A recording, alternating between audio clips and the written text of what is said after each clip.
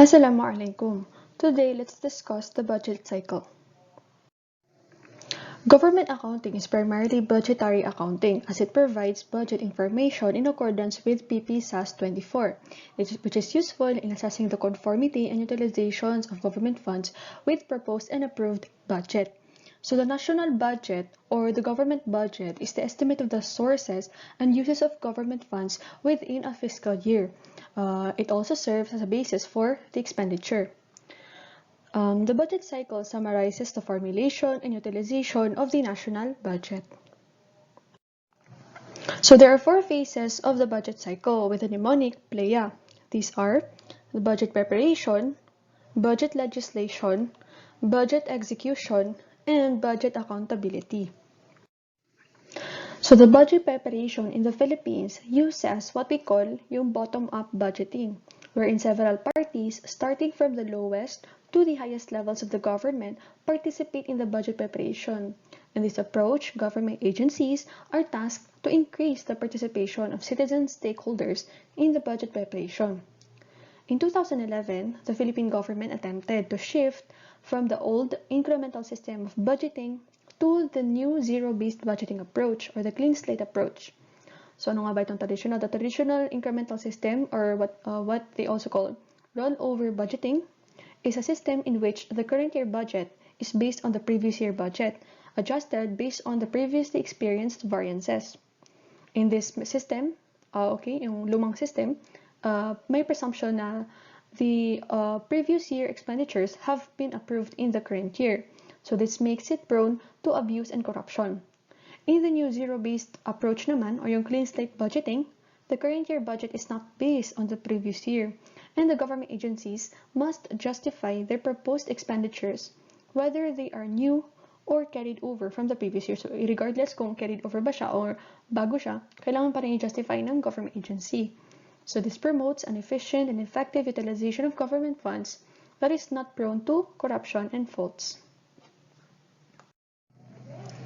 So the budget preparation starts when the budget call is issued by the DBM, to all government agencies. So the budget call contains the next fiscal year's targets, the budget ceiling of the agency, and also other guidelines in the completion and submission of the agency budget proposal.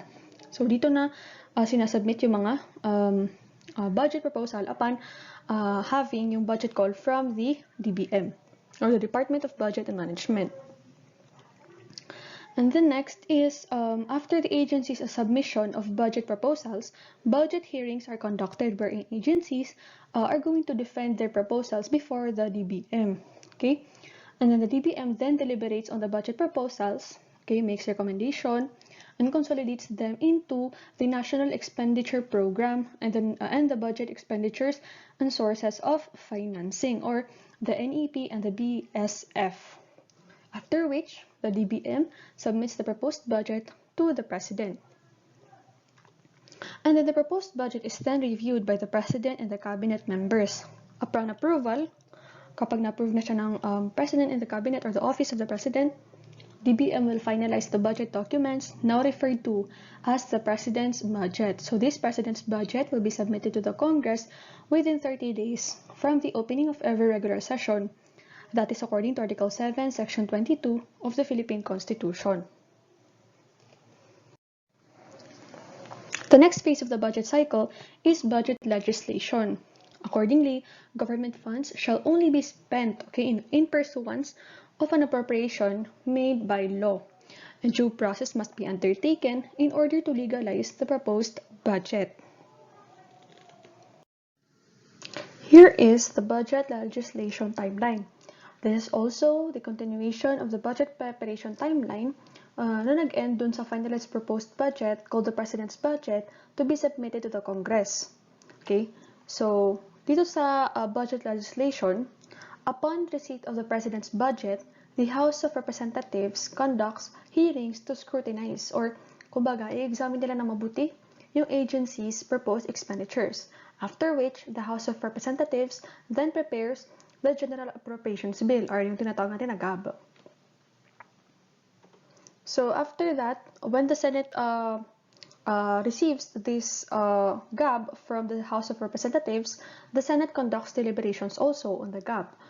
For experience purposes, okay, yung Senate hearings usually start concurrently while deliberations are ongoing dun sa House of Representatives.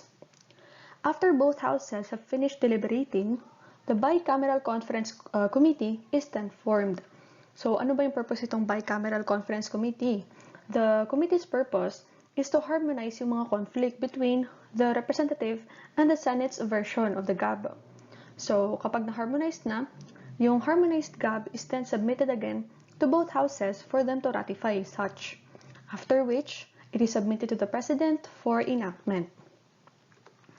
So the President then enacts the budget, which is now called General Appropriations Act or GAA. If the proposed budget, however, is not enacted before the start of the fiscal year, mangyayari is the previous year na General Appropriations Act or GAA will automatically be reenacted until a new GAB or General Appropriations Bill is again passed by the Congress. So this is again mandated by Article 6, Section 25 of the Philippine Constitution. So the now approved budget is the expenditure authority derived from appropriation laws, government ordinances, and other decisions related to anticipation revenues of the period.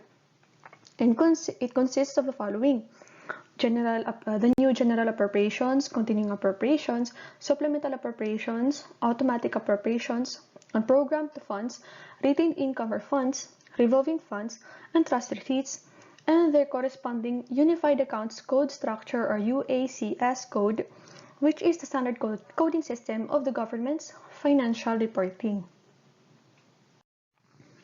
So the third phase of the budget cycle is the budget execution.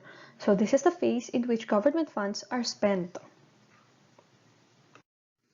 So this is the budget execution timeline, which is the continuation of the President's enactment of GAA, or the General Appropriations Act.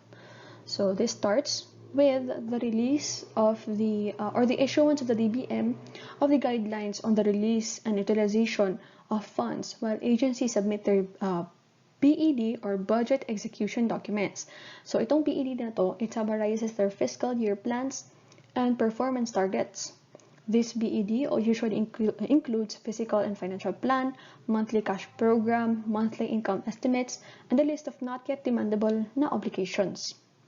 Major recipients of this BED include the national government agencies or NGAs, the local government units or LGUs, and the GOCs or yung government-owned and controlled corporations. Next, we have yung allotment, in which DBM formulates the allotment release program or ARP in order to limit allotment releases during the upcoming year and also to ensure conformity of the releases with the national budget. Alongside this one is what we call the cash release program or CRP. So it sets the disbursement limits. Various documents are used in the release of allotment, which include yung GAARD or the General Appropriations Act Release Document, SARO or the Special Allotment Release Order, and GARO or the General Allotment Release Order. Next is the incurrence of obligations. So government agencies incur obligations, diba? Which is to be paid later on by the government. Which this includes yung entering into contracts of the government agency, yung hiring of personnel, purchases of the agency, and the like. So next we have DBM issues disbursement authority to government agencies. So at this point, the government agency obtains access to the government funds. Documents used in this release of disbursement authority include yung Notice of Cash Allocation or NCA, Notice of Transfer Allocation, Non-Cash Availment Authority, and Cash Disbursement Ceiling. So yung disbursements are usually made through checks chargeable against the Treasury Single Account from the Treasury of the Philippines, but may also be made through other modes like cash payment, bank transfer, and other modes of payment. The fourth phase of the budget cycle is budget accountability, which occurs concurrently with the budget execution phase. So, in budget accountability, ito siya yung regular monitoring, which is done with the budget execution to ensure conformity of actual results with the planned targets. So for the timeline, the government agencies are required, okay, to submit a monthly report of disbursements, quarterly physical report of operations, statement and summary of appropriations, allotments, obligations, disbursements and balances, statement and summary of approved budget, utilizations, disbursements and balances, quarterly report of revenue and other receipts, and an aging on due and demandable obligations. So these are all accountability reports which must be submitted by each government agency. So next is the Department of Budget and Management, or DBM, and the COA, Commission on Audit, performs periodic reviews of the agency's performances and budget accountability. And then after that, they're going to report to the President. Finally, the Commission on Audit, audits the government agencies. So all of the budget reports and records provide information which help in the preparation of the statement of comparison of budget and actual amounts. Itong statement na to is one of the components of a government entity's complete set of financial statements. So we talk about responsibility accounting in budget accountability because responsibility accounting is needed in evaluating the budget accountability of an entity. So responsibility accounting is a system of providing cost and revenue information over which a manager has a direct control of. So in simpler terms, under responsibility accounting, a manager's performance is evaluated only in terms of the cost that he controls, yung mga controllable cost. So this requires the identification of responsibility centers, which is a part of the government agency headed by a manager accountable for a specified set of activities, and also the distinction between controllable and uncontrollable cost. Basically, government agencies are cost centers. Okay, may exceptions dyan, pero at most, they are cost centers with the purpose of rendering public service at the lowest possible cost. So this summarizes what I've learned from reading on the budget cycle. Thank you and wassalam.